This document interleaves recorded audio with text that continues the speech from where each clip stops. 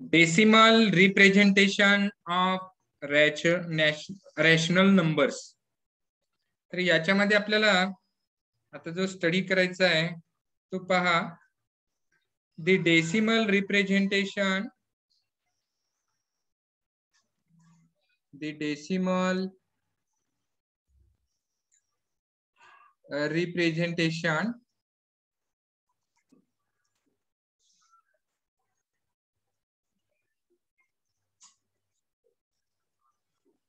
the decimal representation of a rational number of a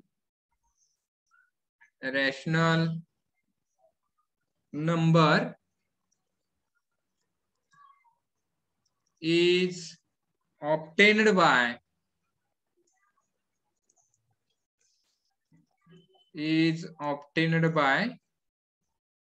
dividing its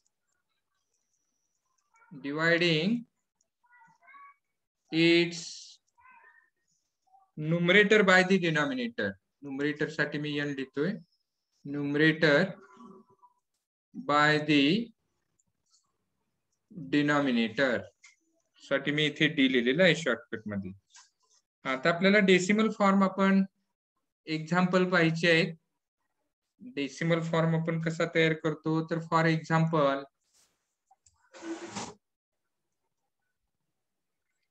3/5 चा पहा. 3/5 तर इथे आपल्याला 3 ला 5 ने डिवाइड करायचं असतं. न्यूमरेटरला डिनॉमिनेटरनी डिवाइड करायचं असतं. पहा आता इथे साइडला, हा इकडे आपण साइडला घेऊ. Just a minute.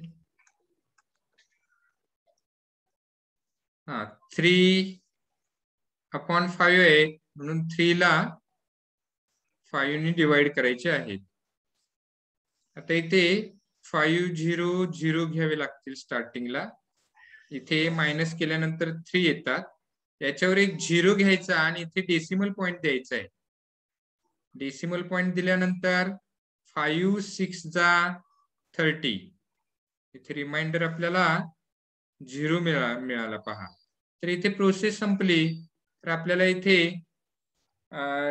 Decimal form मिळालेला आहे 0.6. 0.6 3.5 is equal to 0.6. Second example पहा. आता सेकंड एक्झाम्पल आपण 7/2 घेऊ. म्हणजे जिथे आपल्याला असंच आपण इथे डिवाइड करायचं आहे. न्यूमरेटरला डिनॉमिनेटरनी डिवाइड करायचं. हे अशा पद्धतीने इथे जसं दाखवलं त्या पद्धतीने असं जर आपण डिवाइड केलं तर आपल्याला इथे आन्सर मिळणार आहे 3/5. 3/5 which is the decimal form of 7/2. Similarly, third example पहा. जर का आपण 11/8 घेतली, 11/8 याला याने डिवाइड केलं तर 1.375 मिळतात. 375. In all the above cases, the remainder is 0. Here,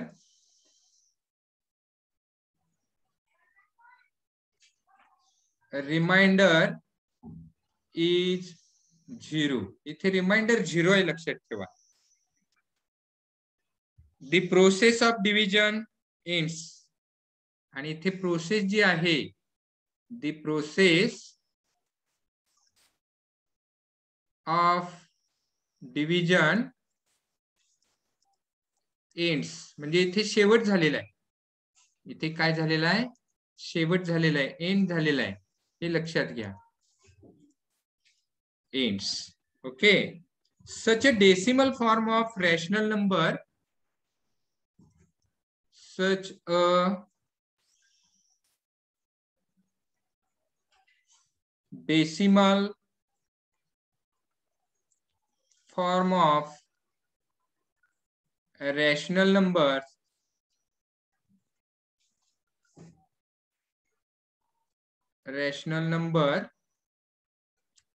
is called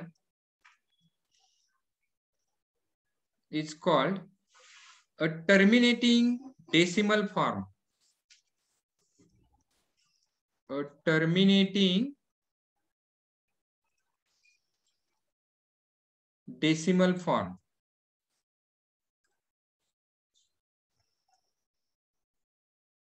तर हे सगळ्यात महत्वाचं हे लक्षात ठेवा, टर्मिनेटिंग डेसिमल फॉर्म कशाला म्हणायचं आहे? टर्मिनेटिंग डेसिमल फॉर्म कधी?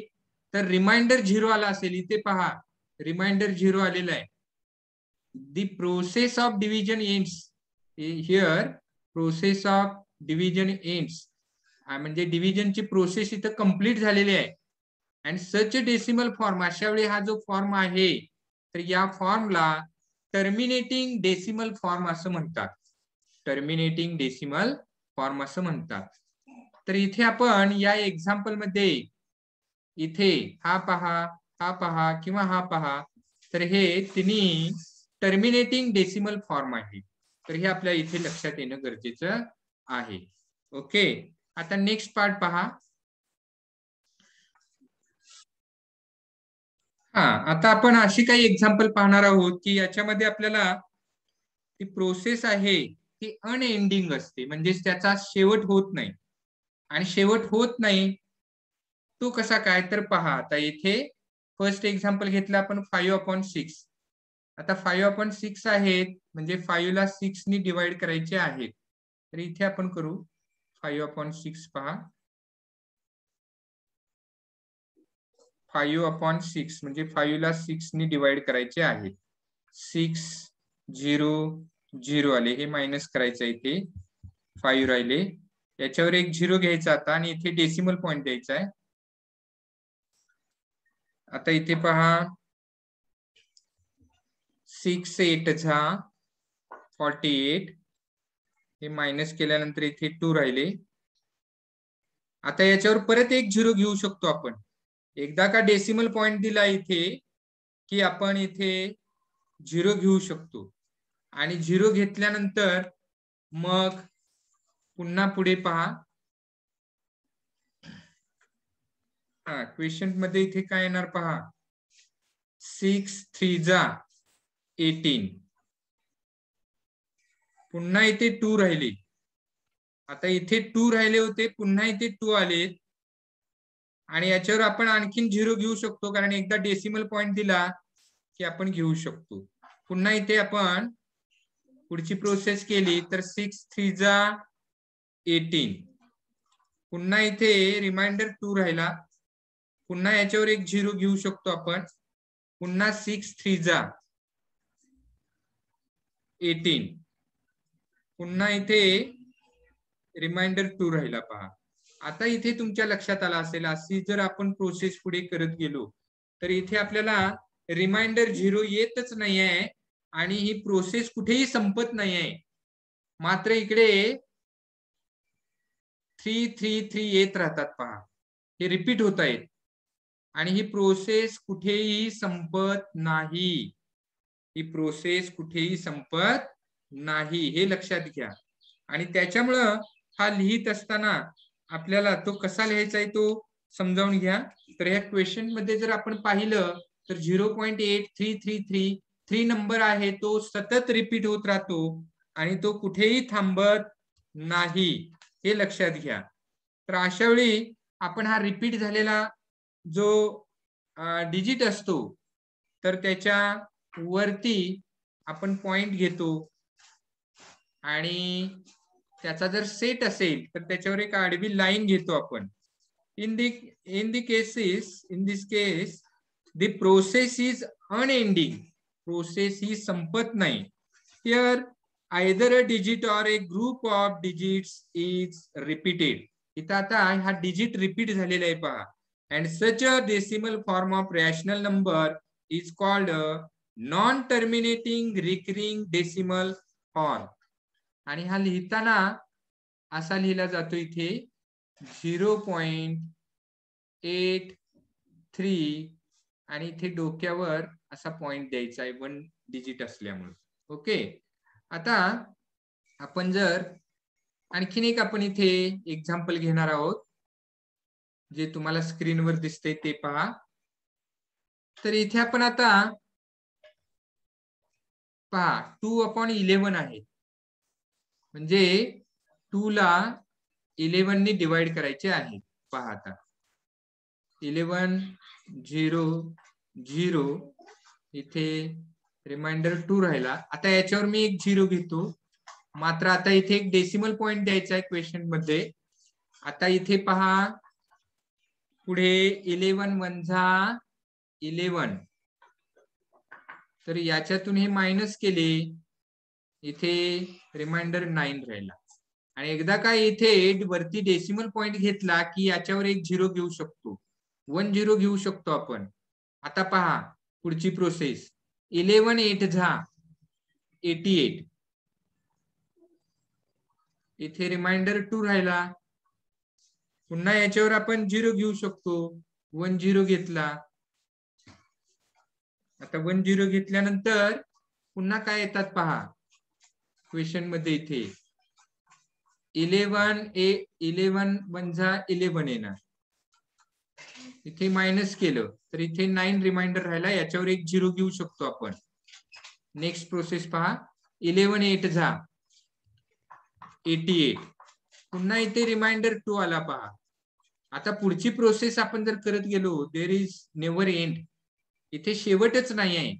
मात्र आता याच्या पुढे आपल्याला हे 18 तर हे 18 असे रिपीट होत राहणार आणि ही प्रोसेस कुठेही संपत नाही, लक्षात घ्या, ही प्रोसेस संपत नाही. आणि मग याचा डेसिमल फॉर्म कसा लिहितात तो पहा. तर याचा जो डेसिमल फॉर्म आहे तर तो आपल्याला लिहिताना 0.18 लिहायचा आहे आणि हे रिपीट होतं म्हणून याच्या डोक्यावर इथे आडवी अशी लाईन द्यायची आहे. In the above cases here the process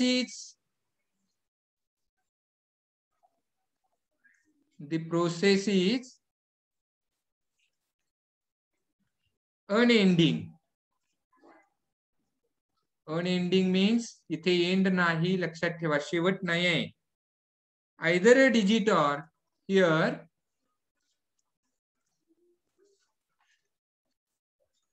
either a digit or a group of digits, group of digits is repeated,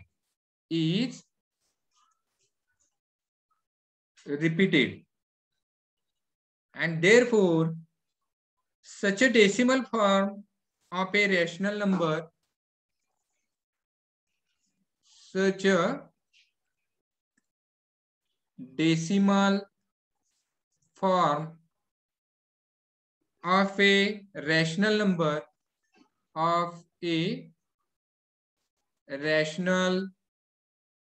number is called a non-terminating a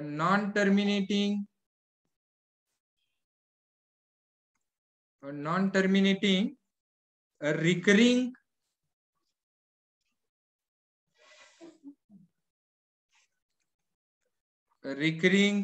decimal form.